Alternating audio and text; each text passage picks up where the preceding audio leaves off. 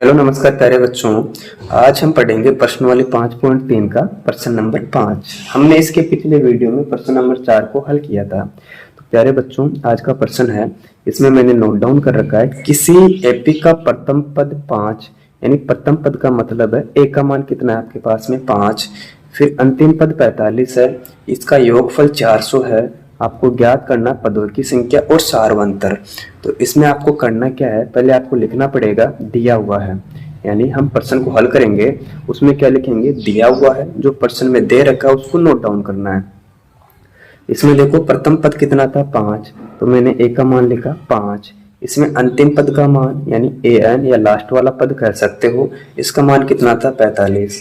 इसमें योग कितना 400 है, यानी एस एन का मान कितना दिया हुआ है 400। ठीक, ज्ञात करना है पदों की संख्या, आपको लिखना पड़ेगा यहाँ पर ज्ञात करना है पदों की संख्या, यानी एन का मान आपको ज्ञात करना है और सारवंतर ज्ञात करना है, यानी टी का मान आपको निकालना पड़ेगा। ठीक है, देखो प्रश्न में क्या दिया हुआ था, अंतिम पद दे रखा है, योगफल दे रखा है। आप जानते हो यदि प्रश्न में अंतिम पद हो, क्या हो, यदि प्रश्न में अंतिम पद हो तो कौन सा सूत्र काम आता है, n/2 a प्लस एल, ये एस एन का सूत्र होता है, हमने पढ़ा n/2 a प्लस एल इसके बराबर एस एन। ठीक, इसमें देखो n का मान आपके पास कितना है, इसमें n का मान तो है ही नहीं, तो मैं लिखता हूँ यहाँ पर n/2, फिर ब्रैकेट खोलेंगे, अब आएगा a का मान। इसमें a का मान देखो कितना है 5 है, 5 कर दिया, आगे चिन्ह प्लस का है। इसके बाद l का मान आएगा, इसमें अंतिम पद कौन सा है 45, तो मैंने यहाँ पर नोट डाउन किया 45। इसके बराबर में क्या है एस एन, और एस एन का मान आपके पास में कितना है 400। ठीक, तो मैंने यहाँ पर लिखा 400। इसको आगे हल करते हैं n/2, अब इन दोनों को जोड़ेंगे, यानी जो 45 है इसमें 5 जोड़ेंगे तो कितना आ जाएगा 50, तो मैंने यहाँ लिखा 50। ठीक, इसके बराबर में कितना है 400। अब आगे देखो इसमें इंटू करेंगे, इंटू क्यों करेंगे, क्योंकि संख्या ब्रैकेट में, आप जानते हो कोई संख्या ब्रैकेट में होती है तो उसका मतलब है गुणा करना। अब 2 का भाग 50 में देंगे तो कितनी बार जाएगा भाई 25 बार, तो क्या बचा यहाँ पर आया n × 25, मैं यहाँ पर लिख देता हूँ n × 25, इसके बराबर में कितना है 400, और हमें n का मान ज्ञात करना है, तो लिखेंगे n बराबर जो संख्या दे रखी है उसको उतारेंगे 400। ठीक, अब इधर देखो इंटू में 25 है, इसको इधर लेकर आएंगे तो भाग में हो जाएगा। अब 25 का भाग देंगे 400 में, तो n का मान हमें कितना प्राप्त होगा 16, यानी हमने 25 का भाग 400 में दिया तो हमें कितना प्राप्त हुआ n का मान 16।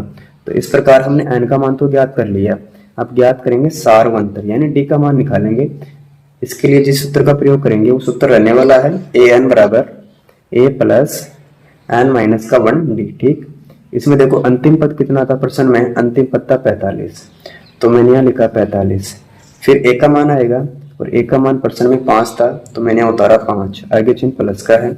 अब आ जाएगा n माइनस का 1, और n का मान आपने भी ज्ञात किया कितना आया था 16, तो मैंने यहाँ पर लिखा 16, आगे चिन्ह माइनस का आ जाएगा, 1 उतारेंगे। अब आ जाएगा d का मान, देखो बच्चों d का मान तो आपको निकालना है, तो d का d आ जाएगा। ठीक, इसको आगे हल करते हैं, उतारते हैं 45, यहाँ प्लस का 5 है, इसका करो पक्षांतर, यानी इधर प्लस का 5 था तो किसका हो जाएगा माइनस का 5, पक्षांतरण करने पर बाकी करो, यानी 16 में से 1 गया तो कितना बचेगा भाई 15, और साथ में आ जाएगा d, बाकी करो, यानी यहाँ कितना है 45 है, यहाँ 5 है तो कितना बचेगा भाई 40, इसके बराबर कितना है 15d।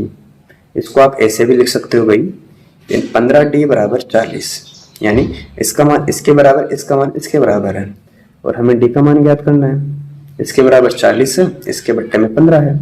अब इन दोनों में 5 का भाग जाता है, यानी 5 का भाग देंगे पहले 40 में तो कितनी बार जाएगा 8 बार, 5 का भाग 15 में देंगे तो कितनी बार गया 5 दिया 15।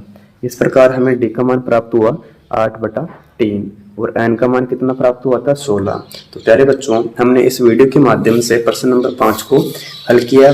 अगर आपको वीडियो अच्छी लगी वीडियो को लाइक करें, मित्रों के साथ शेयर करें, और चैनल पर पहली बार आए हो तो चैनल को सब्सक्राइब अवश्य करें। Thank you.